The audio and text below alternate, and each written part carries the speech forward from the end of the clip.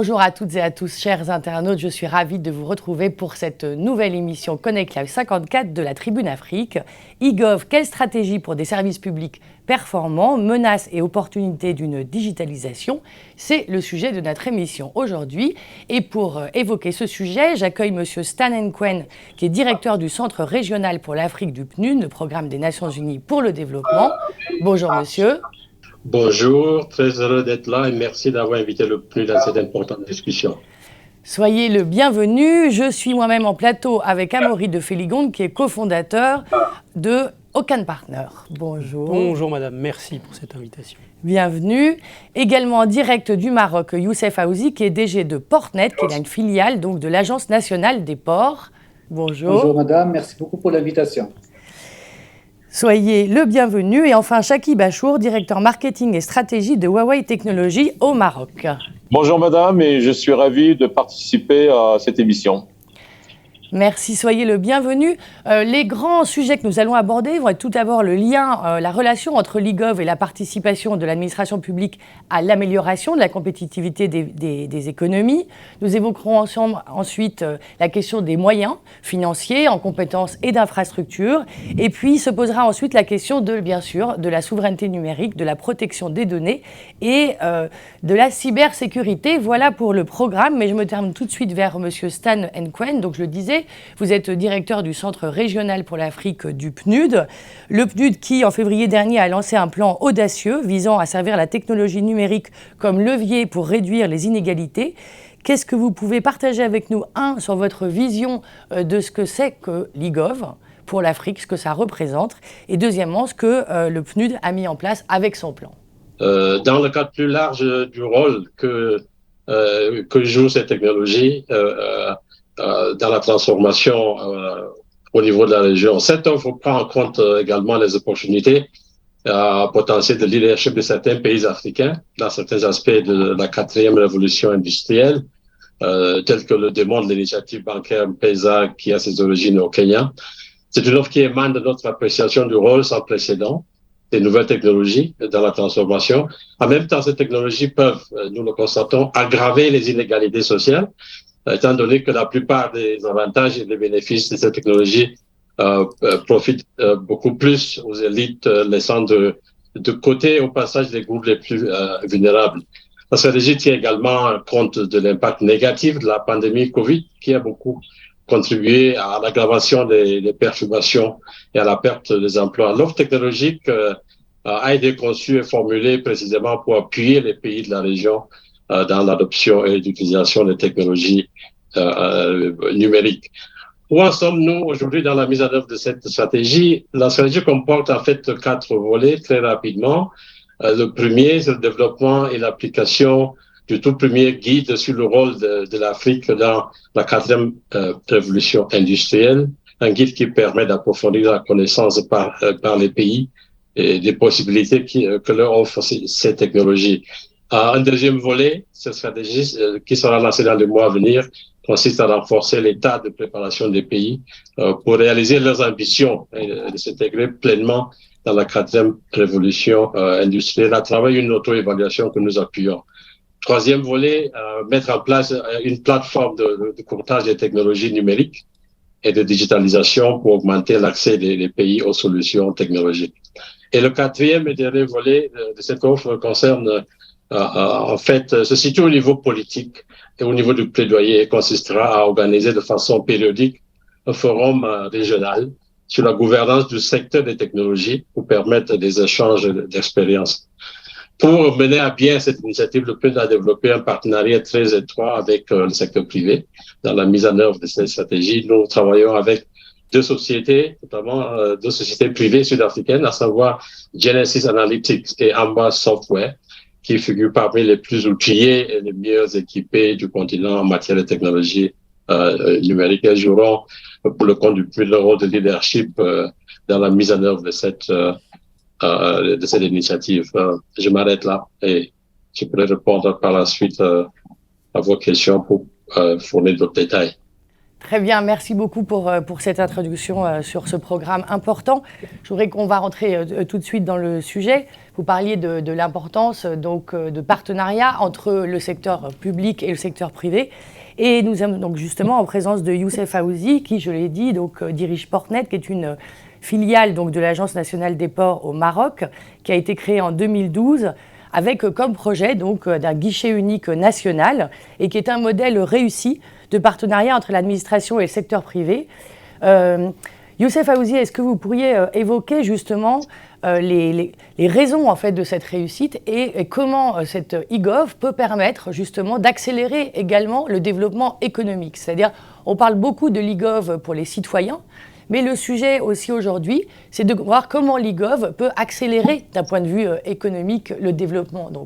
Merci beaucoup pour l'invitation. Merci beaucoup également pour cette question, pour l'introduction par rapport au projet de Portnet. Moi, j'aimerais juste revenir sur le terme e-gov, en fait, parce que je pense que maintenant, il vaut mieux parler de gouvernement digital. Parce que e-gov, c'est juste offrir des services, en fait, de l'administration à travers, en fait, l'utilisation de nouvelles technologies de l'information. Le gouvernement digital, c'est plus en fait mettre le digital et le numérique au centre des stratégies en fait, de toutes les stratégies en fait au plus haut sommet de l'État, parce que c'est en fait un levier pour le développement économique et social du pays. Je pense avec le nouveau modèle de développement qui a été présenté au Maroc et qui met en fait comme premier levier en fait l'utilisation du numérique dans toutes les stratégies en fait de l'État, parce que ça apporte en fait en termes de ressources et de moyens pour l'État pour améliorer en fait le développement économique et social du pays. À travers en fait Portnet, nous en fait c'est une plateforme, on va dire, communautaire qui a été mise en place par une communauté très active, qui est une communauté, en fait, portuaire, du commerce extérieur, de la logistique, et qui, depuis des années 2000, ont commencé, en fait, une réflexion, avoir une vision vraiment à long terme pour digitaliser, pour améliorer, simplifier toutes les procédures relatives au commerce extérieur et relatives à tout ce qui est trait au portuaire, et à la logistique. Donc, à travers cette vision-là, toutes les différentes stratégies qui ont été menées par différentes parties prenantes, donc que ce soit au niveau des différents ministères, le ministère des Finances à travers les douanes, le ministère du Commerce et Industrie, l'équipement et le transport. Donc, tous ces acteurs ont joint leur effort pour mettre en place une vraie stratégie, une vraie plateforme en fait digitale qui s'est au fur et à mesure construite avec différentes parties prenantes pour mettre en place ce qu'on appelle actuellement le guichet unique en fait du commerce extérieur Portnet, et qui apporte à toutes les parties prenantes, notamment le privé, donc les entreprises, le moyen de dérouler leur opération du commerce extérieur de façon digitale, de bout en bout, avec bien sûr les bénéfices qu'ils peuvent en tirer, notamment en termes de temps, de transparence, de clarté dans les procédures. Donc ça, c'est en fait le fruit d'une vision en fait centrée sur l'entreprise, sur le citoyen et l'entreprise, qui a permis en fait la réussite d'un tel projet, parce que quand il n'y a pas une vision claire, une vision en fait centrée sur l'entreprise avec une vraie valeur ajoutée à l'entreprise et aux citoyens, il y a une difficulté de mettre en place des services de telle nature. Bien, merci beaucoup. Amaury de Féligon, je le disais, vous êtes partenaire et cofondateur d'Ocan. Vous êtes un cabinet de conseil en finance et en stratégie dédié à l'Afrique depuis 2011, je crois. Absolument. Comment est-ce que vous réagissez à ce que vient de dire M. Youssef Aouzi quand il ne parle pas d'e-gov, mais de gouvernement digital? Et au regard de votre expérience sur le continent, comment vous voyez le fait que cette administration qui se digitalise puissent participer d'un développement économique. C'est vraiment notre sujet. Écoutez, moi je trouve ça très intéressant. Alors au-delà des débats sur le e-gov ou le gouvernement digital, mais effectivement parler français quand on est dans des zones francophones, ça peut aller de soi. Donc le gouvernement digital, c'est quelque chose de très important et notre collègue aujourd'hui vient d'un pays, le Maroc, qui a une stratégie digitale très claire, qui a mis en place une vision, un plan, des financements, qui a su former des hommes et mettre en place des infrastructures, ce qui lui a permis de bondir dans l'index e-gov qui est mis en place par l'ONU et qui tous les ans font un classement des pays, notamment africains, en matière de gouvernement digital. Donc des pays comme Maurice, des pays comme le Maroc ont pu gagner en 2 ans 20 à 30 places du fait justement de ces initiatives concrètes qui ont été mises en place, non seulement pour faciliter la vie des citoyens, mais aussi pour faciliter la vie des entreprises. Notre collègue a parlé ici de Portnet, qui facilite l'import et l'export de biens et services dans les ports du Maroc et qui s'exportent en Afrique, si je ne me trompe pas. On avait d'ailleurs pris comme exemple Portnet dans un rapport que nous avions écrit sur les ports il y a maintenant 2 ans, avec le CEO Forum. Et en fait, aujourd'hui, ce gouvernement digital touche un peu tous les pans de l'économie. On peut parler des startups, qui aujourd'hui aident les gouvernements à mettre en place cette gouvernance digitale. On peut penser à Cellulant, qui est une licorne nigériane qui travaille notamment pour le gouvernement nigérian, pour l'aider à mettre en place des subventions à l'agriculture. On peut parler de InTouch au Sénégal, qui est une belle société que nous avons accompagnée et qui, à travers ces systèmes de paiement de FinTech, permet de payer toutes les factures d'eau, d'électricité, etc.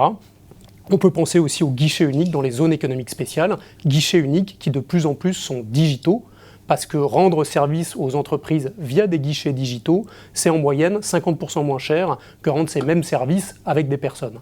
Et en plus, ça évite la fraude, ça va plus vite, etc., etc. Donc tout ça, c'est une formidable révolution qui est déjà en marche.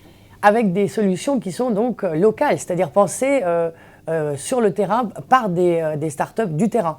Exactement, avec un mélange de solutions internationales. On a des grosses entreprises qui s'installent. Je crois qu'on a aujourd'hui un collègue de Huawei. Tout à fait. On a Orange, évidemment. Donc Orange, qui est une société française, mais qui, par exemple, dans toute la zone d'Afrique de l'Ouest, UMOA, est en fait une sorte de partenariat entre l'État sénégalais et Orange, l'État sénégalais étant partenaire d'Orange, et avec un certain nombre de startups qui peuvent être locales, comme Cellulant, comme InTouch, etc.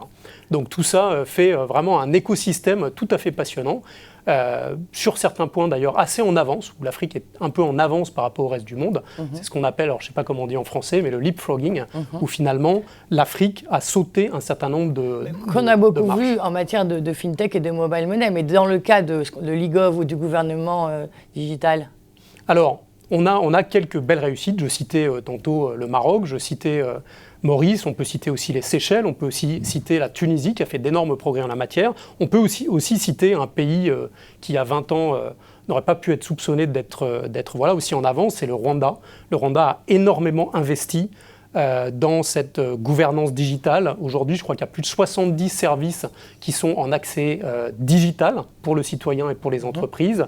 Et tout ça, c'est le fruit d'une vision du gouvernement, de partenariats publics-privés, d'une administration qui a un plan assez clair et qui a des financements, et d'une vraie volonté de passer de ce système où tout se fait avec un papier, un crayon et des dizaines de fonctionnaires à un système vraiment digital qui met en avant l'efficacité, la transparence, l'absence de fraude et finalement un citoyen et des sociétés qui sont servies aussi bien que possible, non pas pour faire de l'art pour l'art, pour faire du digital pour du digital, mais bien pour plus d'efficacité économique et aussi pour plus de justice sociale, je dirais. C'est un peu ce que soulignait Stan Cohen tout à l'heure, donc du PNUD, sur cette notion à la fois d'inclusion, de ne pas renforcer les inégalités, et puis par ailleurs d'avoir une dimension partenariale. Vous parliez d'un écosystème de présence de start-up et de grands groupes. Effectivement, Chakib Achour, donc directeur marketing et stratégie de Huawei Technologies au Maroc, est avec nous. Monsieur Achour, vous justement, vous représentez un acteur international majeur qui travaille sur le terrain avec les gouvernements. Comment, sur cette question de l'e-gov ou du gouvernement digital, vous vous positionnez et quel type de partenariat vous nouez? Merci.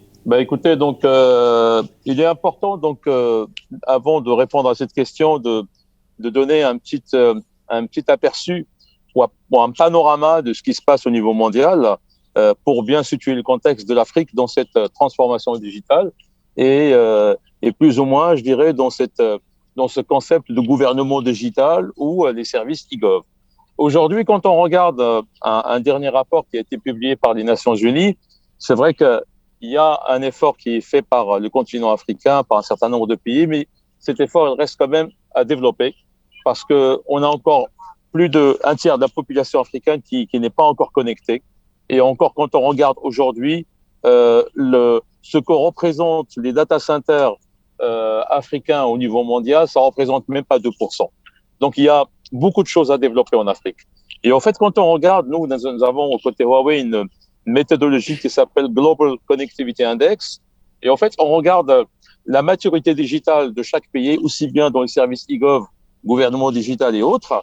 Donc, en fait, on regarde 40 paramètres. Ces 40 paramètres, c'est la pénétration mobile, c'est la qualité de la couverture réseau mobile, la couverture de fixe, les recherches et développement, la partie start-up, qu'est-ce qu'ils lèvent comme fonds d'investissement.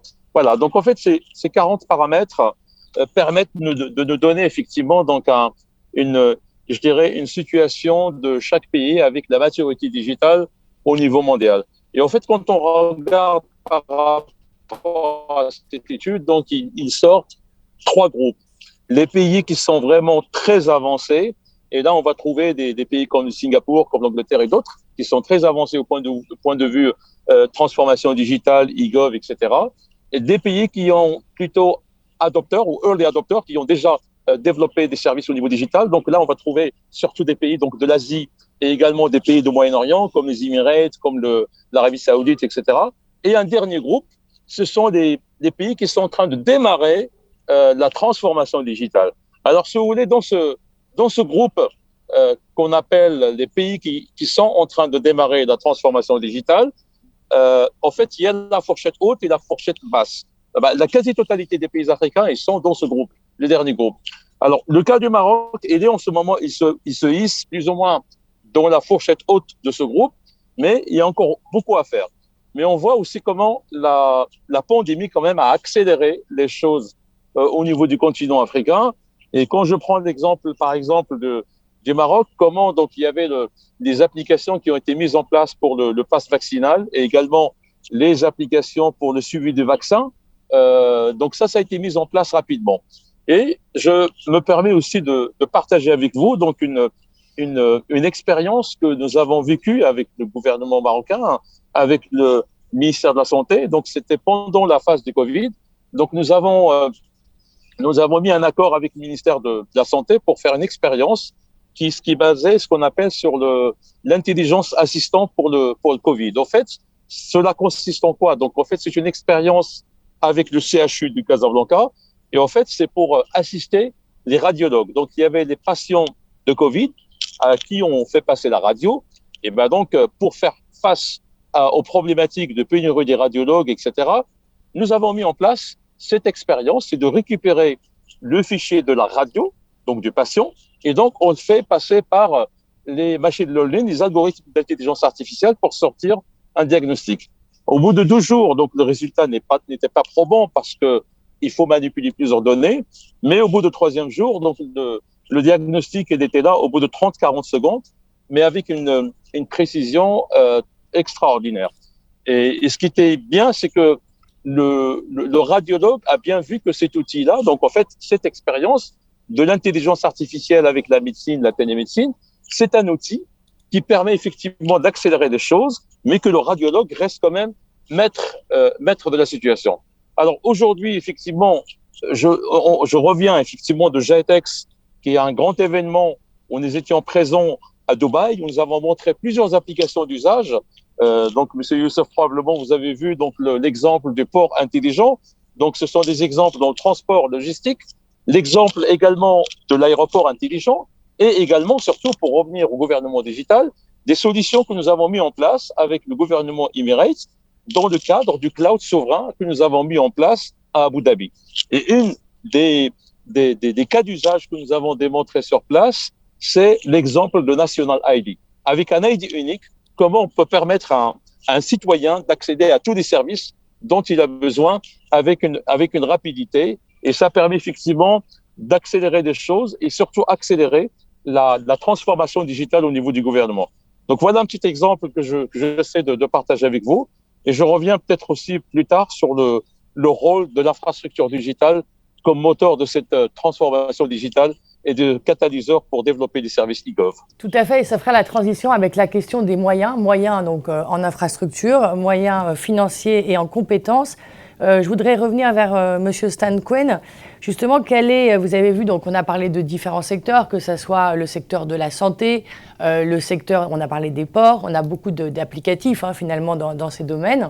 Mais vous, donc en tant que représentant finalement des Nations Unies pour le développement, avec cette vision, quels sont encore les moyens dont peut manquer le continent africain pour pouvoir construire véritablement ce gouvernement digital inclusif, comme vous l'appelez de vos voeux?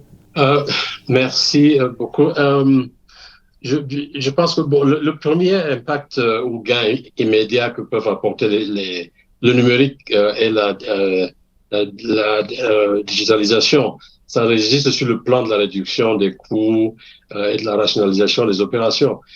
Il peut arriver que l'application des technologies numériques réduise les coûts et rationalise les opérations d'une organisation ou d'une institution donnée. Mais si les activités de ces institutions contribuent, par exemple, à bafouer les droits humains, à freiner l'avancement de la démocratie, ou bien à compromettre les principes même de la bonne gouvernance, de la gouvernance transparente et participative, l'application de ces technologies en elles-mêmes n'y peuvent pas grand-chose. Ça dit que il faut penser au bémol que nous devons tous mettre dans le rôle que nous définissons pour le rôle, disons, du numérique et de la digitalisation, au-delà de la rationalisation de ces opérations. Au plus nous sommes pleinement conscients des limites de la contribution des technologies numériques au développement humain de façon plus globale. La digitalisation n'est qu'un moyen de mise en œuvre, un outil de travail, d'analyse, de communication, de coordination. Et notre engouement à nous tous pour le numérique ne devrait pas occulter la nécessité pour chaque pays de conduire ses actions de développement sur la base de valeurs humaines partagées par la grande majorité de sa population, telles que l'égalité des chances, les droits, le respect des droits, l'égalité des sexes, la gouvernance inclusive et participative. Ce sont ces valeurs qui, en fait, constituent le socle de toute politique de développement. Et la définition et l'application de ces valeurs n'est pas du domaine des techniciens de l'informatique, par exemple. C'est au gouvernant et à la communauté nationale dans toutes ses composantes et toute sa diversité qu'incombe la responsabilité tant politique que morale d'impulser ces principes et ces valeurs. Ceci voudrait dire que bien avant d'appliquer les technologies, d'élaborer des stratégies dans le domaine de ces technologies, il faut faire un travail de fond pour bien penser et bien formuler les stratégies nationales de bonne gouvernance et de transparence en dehors de la technologie. Et voir comment un pays veut vraiment conduire les affaires de l'État pour le bénéfice de tous les citoyens. Une fois ces politiques et stratégies de développement mises en place, le numérique peut jouer son rôle facilitateur dans la mise en œuvre des stratégies ainsi développées. C'est pour cette raison que le PNUD n'a pas perdu de vue que malgré le fort potentiel du numérique et de la digitalisation, les fondamentaux du progrès humain restent entre les mains des détenteurs du pouvoir, de la société civile, des citoyens eux-mêmes. Si une autorité au niveau national, comme je l'ai dit, bafoue les droits des citoyens, les technologies numériques en elles-mêmes ne peuvent pas l'en empêcher. Au contraire, nous connaissons beaucoup de cas où, que ce soit les gouvernements ou les hackers qu'on connaît, se servent de cette technologie pour faciliter plutôt la suppression des droits et pour empiéter systématiquement sur la vie privée des citoyens. Les exemples que vous avez cités dont on a parlé tout à l'heure, du Maroc, du Sénégal, du Togo, si ça réussit, c'est parce que il y a eu ce grand travail en amont. Nous menons aussi actuellement une étude de faisabilité pour la promotion de l'e-gov dans les régions frontalières du Sahel, par exemple, une étude qui accompagne les projets qui sont déjà en cours. Pour cette raison, la stratégie du PNUD visant à permettre la technologie numérique, à cette technologie de contribuer efficacement à la réduction des inégalités dans les 54 pays d'Afrique où nous travaillons, fait partie d'un plus grand éventail d'actions d'appui à la bonne gouvernance de façon plus globale et à la réalisation d'autres objectifs connexes de développement durable. Nous ne saurions attribuer aux seuls efforts du PNUD des progrès dans ce domaine, mais nous sommes convaincus que l'appui que nous, en partenariat avec d'autres acteurs sur le terrain, apportons aux pays de la région dans le domaine du numérique et d'appui à la bonne gouvernance, de respect des droits humains et la gestion transparente de la chose publique.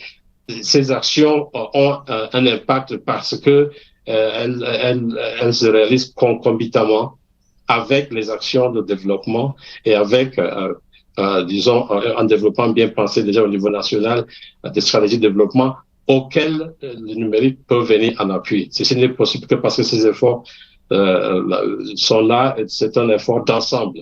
Donc, nous ne devons pas, je ne voudrais pas que notre engouement pour le numérique nous fasse oublier les grands objectifs de développement que nous devons tous poursuivre ensemble. Et sans ce travail en amont d'établir un bon contrat social solide, les technologies en elles-mêmes ne peuvent pas avoir un impact positif sur la bonne gouvernance et la transparence. Très bien, merci. Comme vous le signalez, finalement, il y a deux enjeux. Un enjeu, effectivement, lié donc, au numérique par rapport au capital humain. Qu'est-ce que je fais en termes de stratégie et comment cette gouvernance digitale est au service des citoyens et ça, c'est la première chose. Et un enjeu de souveraineté de l'État lui-même avec la question de la cybersécurité qu'on va poser tout à l'heure. Mais peut-être pour rebondir là-dessus, donc Amaury de Féligonde, comme ça fait quand même depuis 2011 que vous êtes là en Afrique et que vous avez cette vision des stratégies des gouvernements, comment est-ce que vous pourriez compléter ce qui a été dit par Stan Cohen et apporter également dans la deuxième partie, selon vous, les autres conditions au-delà de la stratégie, les conditions majeures, financières et infrastructures, etc., qui sont nécessaires pour véritablement avoir un e-gov performant.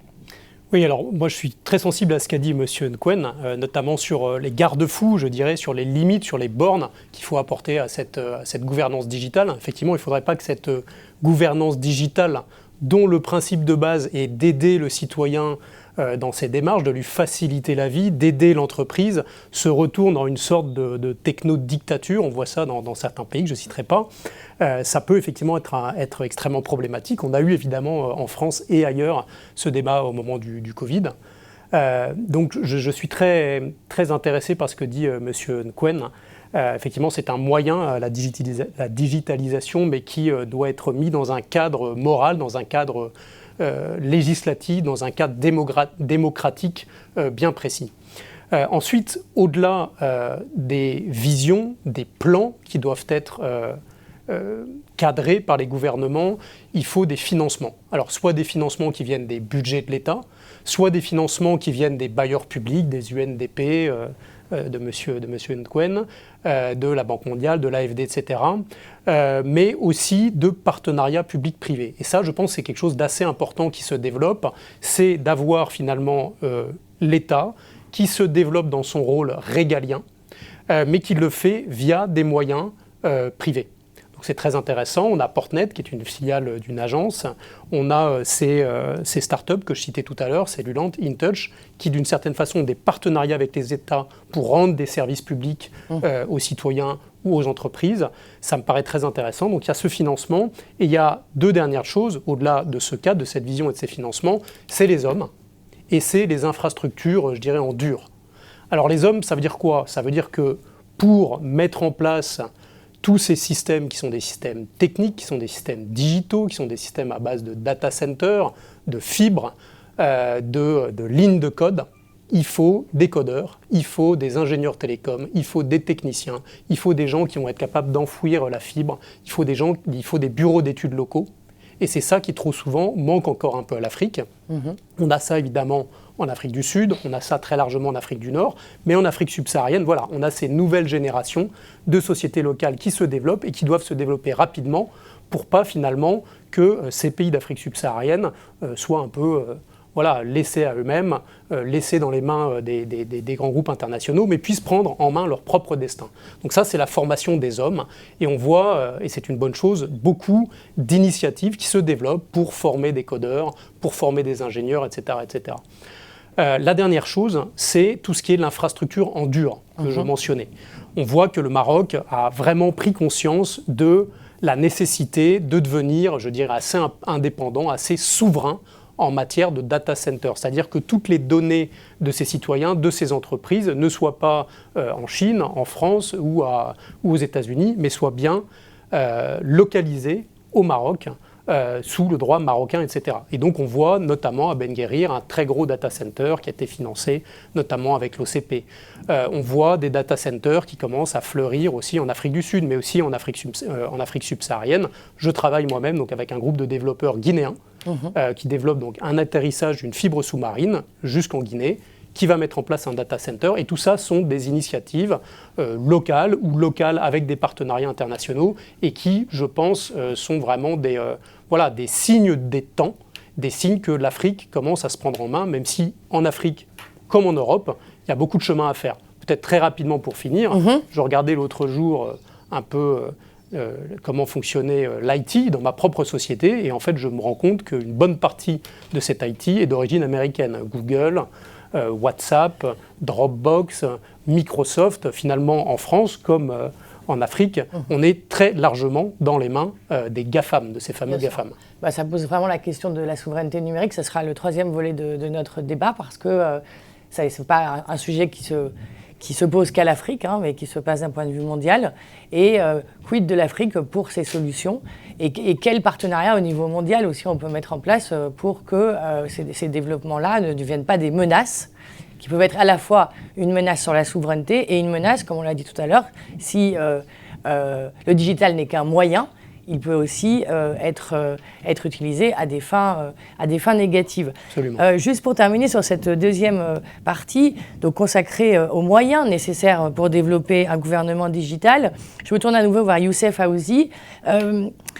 Parmi les moyens, il y a l'idée justement de répliquer et de s'inspirer en fait des autres pays et des pays voisins, justement, avec la même culture, justement, par respect peut-être aussi, ou dans un contexte de souveraineté presque régionale. Est-ce que l'exemple de guichet unique que vous avez mis en place et l'importance, comme on l'a souligné, du Maroc comme étant vraiment un des premiers pays dans ce domaine, vous pourriez imaginer que vous puissiez travailler avec d'autres pays de la région pour développer des guichets uniques équivalents? Merci beaucoup. Avant tout, j'aimerais bien rebondir sur ce qui a été dit par rapport au levier pour une stratégie digitale complète. En fait, il y a pour moi deux points qui sont vraiment très importants par rapport à la pénétration du digital dans les pays africains. Le premier, c'est les infrastructures, notamment les infrastructures télécom, parce qu'il faudrait en fait permettre un accès aux services digitaux qui sont offerts par différents gouvernements. Et le seul moyen, c'est d'avoir accès à Internet. Et je pense que là, il y a beaucoup de travail à faire pour en fait, réduire cette fracture numérique à travers en fait, la mise en place de cette connexion télécom partout, surtout dans des zones. Je sais qu'au Maroc, un travail énorme a été fait, mais il y a beaucoup de choses qui restent à faire pour améliorer en fait, l'accès au débit, au très haut débit. Le deuxième point, c'est en fait le renforcement des capacités, c'est l'humain. En fait, nous formons bien au Maroc, on le voit, parce que nos talents partent ailleurs pour travailler ailleurs, notamment en Europe, en France, où il y a beaucoup de codeurs, de développeurs et de professionnels de l'IT qui malheureusement partent pour ailleurs, et ce qui se fait sentir en fait ici par rapport aux différents projets que nous menons. Et je pense qu'il faudrait en fait renforcer la formation, renforcer la reconversion vers des métiers en fait digitaux pour combler en fait les besoins notamment en matière grise par rapport c'est-à-dire aux besoins au niveau de la mise en place de ces projets technologiques. Et bien sûr, pourquoi exporter notre matière grise, c'est important, mais également faire bénéficier en fait nos pays par rapport à ça. Donc ça, c'est pour le premier point par rapport aux capacités. Par rapport à la deuxième question que vous nous avez posée, en fait,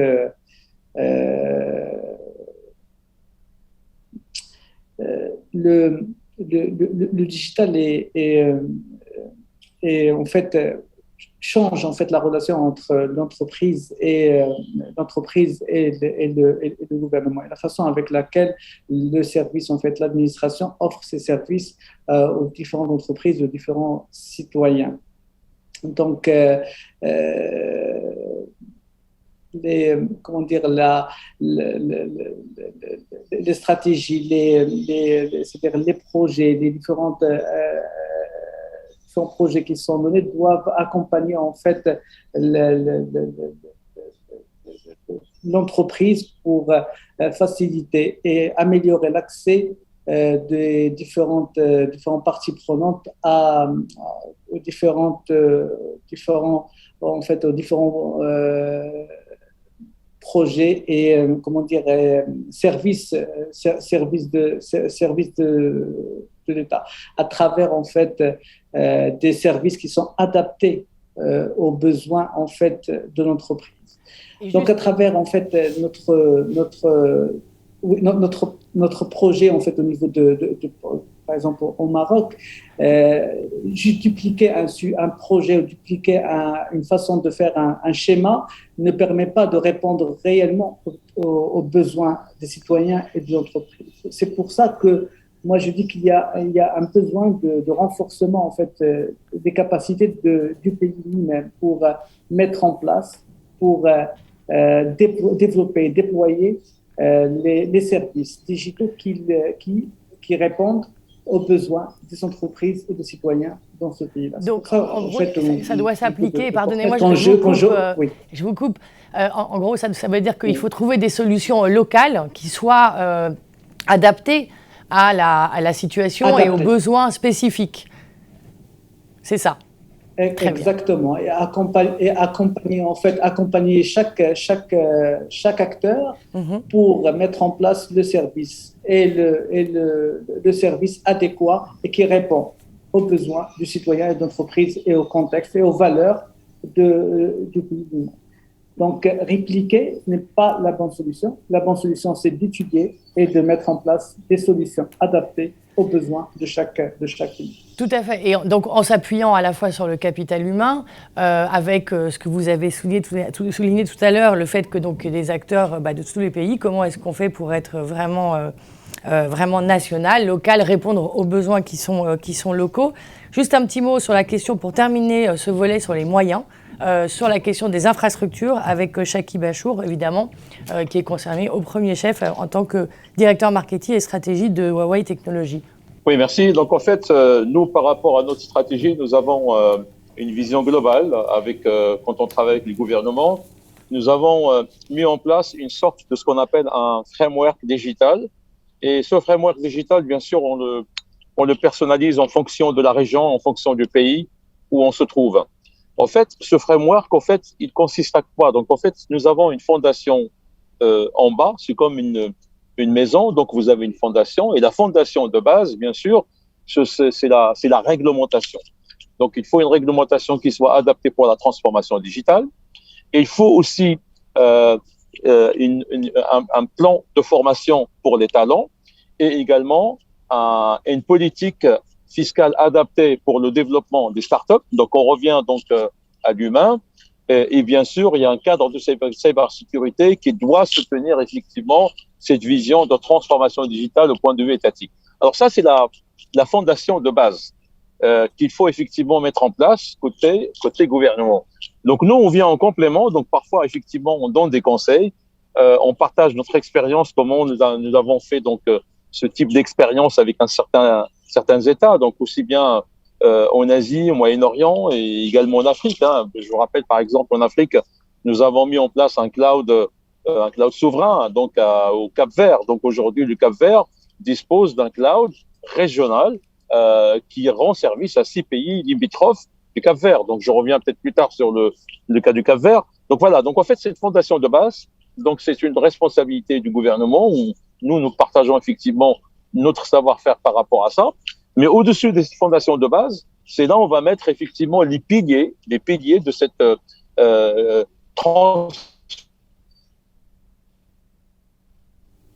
premièrement, de la connectivité. Donc, la connectivité, aujourd'hui, c'est un lien qui est très important, qui permet de connecter les citoyens aux services. La connectivité, aujourd'hui, c'est fondamental. Donc, elle est aussi fondamentale que l'eau ou l'électricité. Donc, ça, d'une part. D'autre part, dans cette connectivité, on préconise toujours une neutralité technologique. C'est-à-dire, la connectivité doit inclure toutes les technologies. C'est-à-dire, aussi bien mobile que fixe. Alors, bien sûr, de préférence le fixe, le haut débit, puisqu'aujourd'hui, côté Huawei, nous prêchons pour des réseaux all optical networks.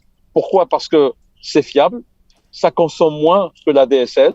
Et aujourd'hui, le réseau optique, c'est l'avenir. Maintenant, effectivement, le réseau optique, il coûte ce qu'il coûte. Et parfois, dans certaines régions, on peut pas mettre les réseaux fixes, donc on peut les compléter par les réseaux mobiles. Donc aujourd'hui, c'est un peu la technologie que nous avons développée autour des réseaux mobiles, donc autour des 4G, ce qu'on appelle aujourd'hui le WTTX. En fait, aujourd'hui, ce sont des services qui sont offerts, par exemple, ici au Maroc, par Inouï et Orange, c'est ce qu'on appelle l'Internet mobile, qui permet de répondre à des besoins. Mais surtout maintenant, aujourd'hui, donc avec l'arrivée de 5G, donc on aura une Internet mobile qui sera aussi performant que l'Internet de la fibre. Et aujourd'hui, donc ça, c'est important de souligner ce point, donc de développer la connectivité au niveau national, au niveau continental. Et nous avons mis en place également ce qu'on appelle des solutions Rural Star. En fait, comment faire en sorte de connecter les zones qui sont éloignées. Donc, il y a des zones aujourd'hui rurales où, par exemple, il n'y a pas de connectivité, la densité est très faible. Donc, nous avons mis en place des solutions qui sont adaptées pour chaque région, pour chaque typologie, je dirais, de la région pour offrir cette connectivité au niveau Internet. Maintenant, au-delà de la connectivité, il faut aussi donc ce qu'on appelle la puissance de calcul et de stockage. La puissance de calcul et de stockage, c'est là où je reviens par rapport à ce qu'on appelle le cloud. Donc aujourd'hui, on peut l'appeler un cloud souverain, on peut l'appeler un cloud national. Nous avons mis plusieurs initiatives en cours donc de ces dernières années pour le cloud national. Donc le cas du Maroc, nous avons mis en place le premier cloud national avec un opérateur télécom, avec Inouï. Donc ça a démarré en 2018. Donc c'était le premier cloud que nous avons démarré avec cet opérateur pour offrir des services aussi bien au secteur privé au public. Nous avons mis en place également un cloud souverain aujourd'hui qui est opérationnel pour le gouvernement du Cap-Vert et aujourd'hui qui rend service, comme je l'ai dit tout à l'heure, à 6 pays limitrophes, donc du Cap-Vert. Nous avons également un nœud d'un cloud public en Afrique du Sud et nous avons également des projets de développement de cloud dans d'autres pays en Afrique. Alors, bien sûr, dans ce cloud-là, il est important parce que c'est là où on va trouver les outils de développement, la plateforme de big data, l'intelligence artificielle, et c'est ça qui permet de développer, je dirais, des applications d'usage. Tout ça, il faut qu'il soit disponible à la disposition des startups dans le cadre d'une politique gouvernementale. Et nous, côté Huawei, nous avons développé donc effectivement un programme Spark pour aider les startups à se développer. Et je me réjouis que Monsieur Youssef soit avec nous, puisque Portnet aujourd'hui est notre partenaire dans le cadre du programme Spark. Je rappelle aujourd'hui, donc ce programme Spark aujourd'hui a pour ambition de s'adresser à toutes les entreprises startups qui font du développement du web, des applications web ou des applications mobiles, également des entreprises qui travaillent dans l'intelligence artificielle, le développement de machine learning, des entreprises qui travaillent dans le transport, dans le logistique, dans le e-commerce, dans l'éducation. Donc, notre cible, ce sont ces entreprises-là. Donc, on met à leur disposition des ressources cloud gratuitement avec des outils de développement et aussi l'accès au big data, la plateforme du big data et l'intelligence artificielle. Mais surtout, ce qu'on fait, c'est que accompagner ces startups par une formation intensive. Il faut les former aux technologies comme architectes de cloud, développeurs ou data scientists. Donc, ce sont des formations qui sont gratuites aujourd'hui à la disposition des startups, mais également on accompagne effectivement ces startups par un go-to-market. Donc on va les coacher pour développer des applications, mais on va les aider par le go-to-market. D'accord. Donc vous soulignez l'importance donc des startups et de tout cet écosystème et de ce que vous faites pour cet écosystème. Le temps passe malheureusement et je voudrais quand même aborder l'autre sujet très important. Monsieur Stan Cohen a dit en fait qu'il faut que ça soit un moyen avec les menaces qui vont derrière. Mais il y a l'autre menace dont on a parlé et qu'on a un petit peu évoquée depuis le début, c'est la question de la protection des données et de la souveraineté numérique. Avec bien sûr la question en matière de cybersécurité, comment est-ce que, quels sont les moyens dont dispose pareil l'Afrique dans ce domaine. Monsieur Stan Cohen, vous avez souligné qu'avec le digital, il y avait cette menace d'inégalité, de renforcement des inégalités, mais est-ce que le PNUD est aussi conscient de cette problématique de souveraineté numérique? Est-ce que ça fait partie des sujets qui se posent aux côtés de la réflexion sur les citoyens, de la question de la souveraineté numérique vis-à-vis donc des pays voisins, mais au niveau mondial, et même donc au niveau mondial et au niveau de l'économie aussi, parce que cette souveraineté numérique, elle pose aussi la question de la souveraineté économique. Merci beaucoup. Je pense qu'il y a un des panélistes qui a parlé du constat qu'il a fait, du fait que la plupart des technologies dans sa société provenaient disons, des grands groupes américains, par exemple.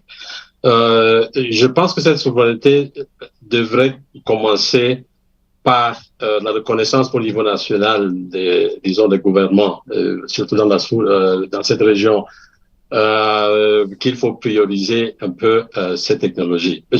Disons, si nous prenons un petit peu, on a parlé avant du besoin de moyens financiers qu'il faut pour faire les investissements, disons, dans les infrastructures. Parce que si nous dépendons entièrement des technologies qui viennent d'ailleurs, des infrastructures qui sont financées par les autres, il serait difficile d'asseoir cette souveraineté. Nous avons constaté, par exemple, au tout début de la pandémie Covid, que du jour au lendemain, il y avait plusieurs administrations dans beaucoup de pays qui ne pouvaient plus fonctionner à cause du confinement. Donc, nous avons été obligés d'aider, disons, ces services au niveau du gouvernement, à acheter des licences Zoom, vous voyez, de façon très préliminaire. Il faut maintenant qu'il y ait une prise de conscience par ces pays-là, que l'informatique est là et critique pour tous les domaines, disons, de développement. La plupart du temps, c'est pas par manque de moyens, mais c'est par manque de priorisation des investissements. Il faut regarder les budgets d'investissement de ces pays-là pour constater que l'informatique ne figure toujours pas, disons, en première place.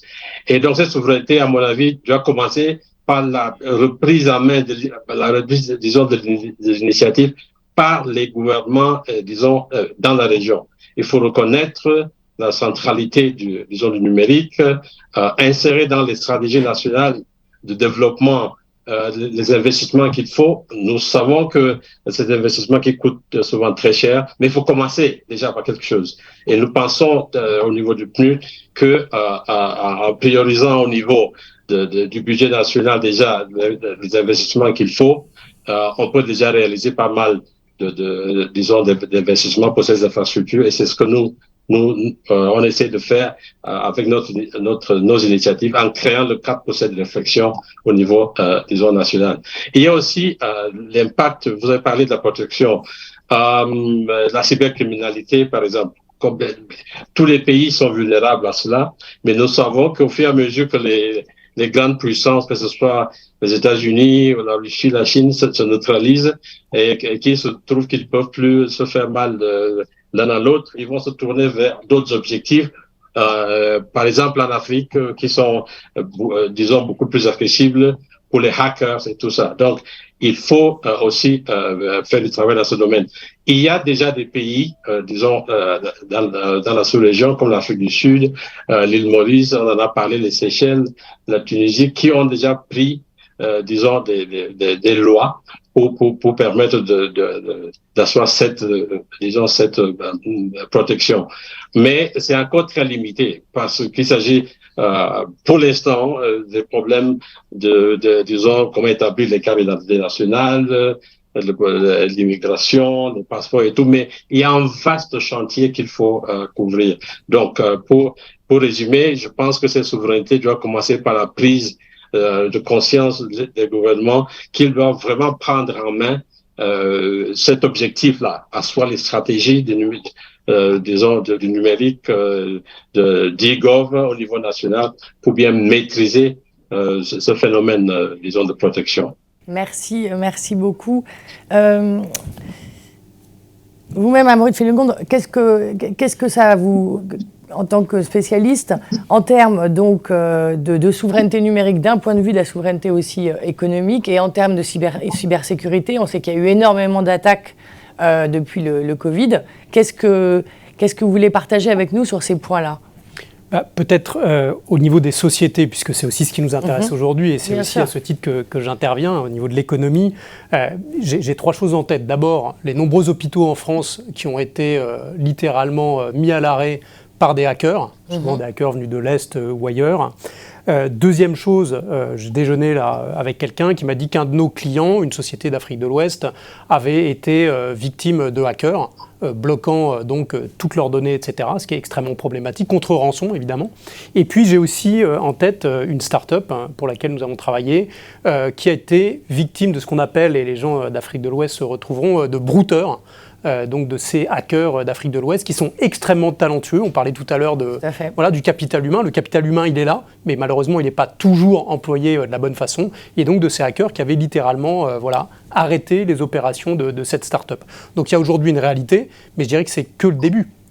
C'est que le début, puisqu'on est aujourd'hui dans des sociétés, dans des économies, dans des gouvernements, comme on le disait un petit peu avant, qui sont encore relativement peu digitalisés. Mais quand elles le seront beaucoup plus, en même temps arriveront les menaces, bien sûr. Les menaces grandiront, et avec ça, un bouclier. C'est un peu comme cette lutte entre le bouclier et la sagaie. Voilà. Et alors, c'est quoi la solution pour accompagner C'est quoi la solution ? Il n'y a pas de solution magique, sinon tout le monde le saurait. On le saurait en France, on le saurait aux États-Unis. On voit bien que les hackers sont partout, que ce soit d'ailleurs des hackers privés qui font ça pour de l'argent, ou que ce soit des hackers qui sont payés par des gouvernements pour aller hacker les pays d'en face, les infrastructures d'en face, etc. Donc, qu'est-ce que c'est ? Déjà, comme le disait notre collègue de l'ONU, c'est peut-être prendre conscience des choses.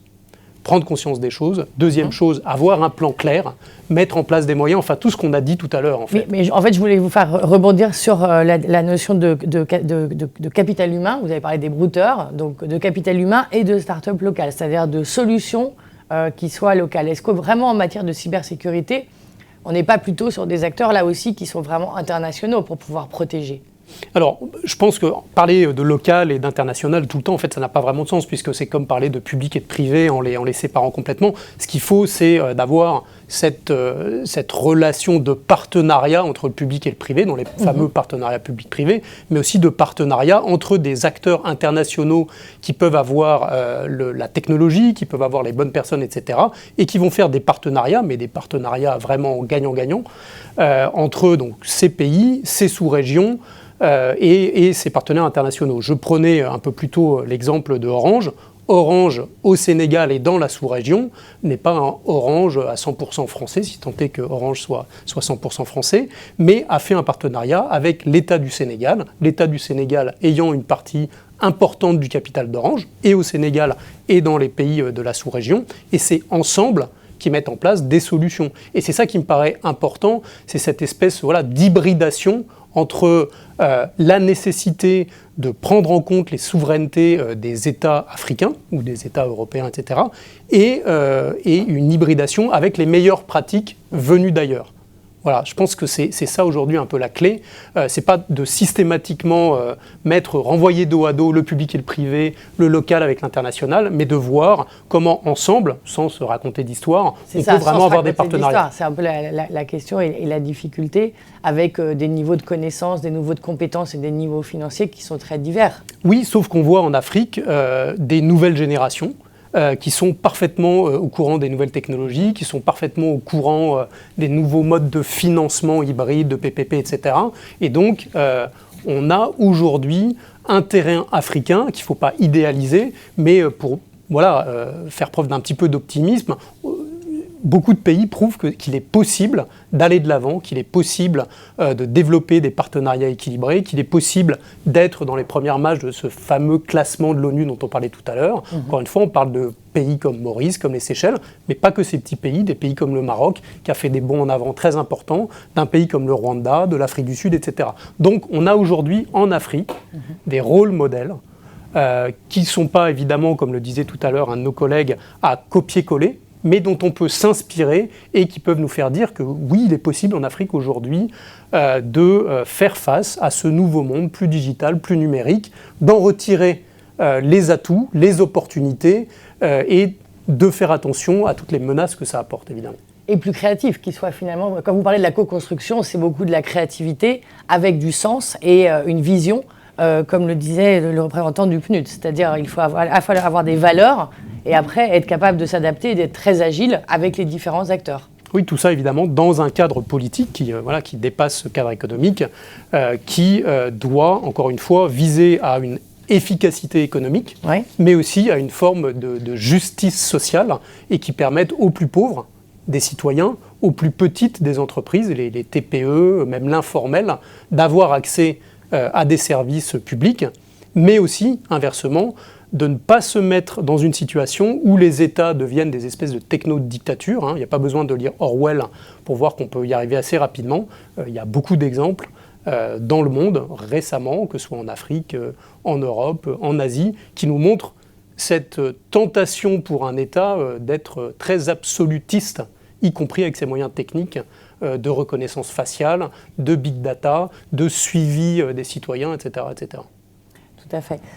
Chakib Achour, vous êtes donc directeur marketing et stratégie de Huawei Technologies, qui est effectivement l'un de ces grands groupes dont on a parlé au niveau international. Qu'est-ce que vous répondez par rapport à cette question d'un côté de la souveraineté numérique des États? Vous êtes partenaire de plusieurs gouvernements africains, mais d'une certaine manière, là encore, c'est ce qu'on disait à l'instant, c'est une notion de rapport public-privé qui est à inventer, première chose. Et deuxième chose, il y a effectivement cette question de la cybersécurité. Est-ce que vous intervenez par rapport à ça? Donc, nous sommes une des sociétés qui investit aujourd'hui le plus en cybersécurité. Et d'une manière générale, en termes d'investissement au niveau de recherche et développement, nous sommes une société qui est classée parmi les top 5. C'est pour vous dire, donc, l'innovation et la cybersécurité est dans l'ADN de Huawei. Alors, depuis, nous avons mis en place ce qu'on appelle des centres d'excellence de cybersécurité. Il y en a 7 dans le monde. Il y en a donc en Chine, donc au Moyen-Orient, et puis il y en a un aussi à Bruxelles. Et donc, ces centres d'excellence de cybersécurité, on les fait visiter à des clients pour qu'ils puissent voir un petit peu tout ce qu'on fait en termes de, je dirais donc, de conformité de nos solutions d'infrastructure digitale par rapport aux législations locales. Le cas, par exemple, de l'Europe, nos clouds, nos solutions, nos infrastructures sont complètement conformes au RGPD, donc européen, qui peut le plus, peut le moins. Donc, bien sûr, aussi au Maroc, on est en train de travailler avec les autorités locales pour qu'on soit conforme par rapport aux lois de la protection des données. Et également, on fait la même chose dans les pays africains. Vous savez, Huawei, aujourd'hui, parmi les leaders en termes de cloud qui travaillent en toute transparence, et je peux vous dire aujourd'hui, l'exemple le plus frappant, c'est le cas des Emirates. Ils ont mis en place un cloud souverain. C'est un vrai cloud souverain, à un tel point que même les applications de WhatsApp, les messages WhatsApp, ils sont hébergés aux Emirates. Mais nous avons travaillé avec eux, donc en toute transparence, dans un partenariat donc de Huawei avec l'entité donc gouvernementale des Emirates qui gère ce cloud souverain, et nous avons même ouvert une partie de source code pour eux, pour qu'on puisse développer des applications. Donc vous voyez, donc on co-développe des applications avec le gouvernement des Émiratis pour répondre aux besoins de la transformation digitale des Emirates. Et on fait la même chose dans d'autres pays. Donc aujourd'hui, la nécessité d'un cloud national, d'un cloud souverain est une nécessité très absolue pour l'Afrique. Et l'Afrique ne peut pas échapper. Peut-être, il faut réfléchir. Tous les pays ne peuvent pas, je dirais, se payer donc cette souveraineté numérique, mais peut-être on peut parler de souveraineté régionale par région. Très bien. Donc la solution serait régionale, serait aussi une forme de mutualisation. Je me tourne à nouveau vers Youssef Aouzi, juste par rapport à cette question de la cybersécurité. Le Maroc dispose d'une direction générale de la sécurité des systèmes d'information, ainsi qu'une loi de 2020 sur la cybersécurité. Est-ce que vous pensez que ce contexte est suffisamment dissuasif et est-ce que vous pensez que la data utilisée par Portnet est, par exemple, protégée contre d'éventuelles cybermenaces? En fait, comment dire, en fait, il est déjà effectivement, je rejoins ce qui a été dit par mon ami Shakib par rapport en fait aux moyens technologiques, parce que c'est important d'être toujours en veille par rapport technologique, par rapport à tout ce qui se passe ailleurs, par rapport à ces attaques cybersécurité qui sont vraiment qui deviennent de plus en plus importantes et qui font mal partout. Donc, ils vont pas s'estomper rapidement parce qu'il y a beaucoup de business derrière qui émane en fait d'organisations en fait internationales frauduleuses qui essayent d'utiliser en fait ces attaques pour monnayer, pour demander des rançons, pour bloquer des infrastructures ou autres. Donc c'est quelque chose qui va s'accélérer. Tant qu'on avance sur la partie digitale, il y aura ces menaces qui vont de plus en plus être plus dangereuses. Donc, il y a toute question de veille technologique à mettre en place avec, bien sûr, les professionnels de la sécurité, mais pas que.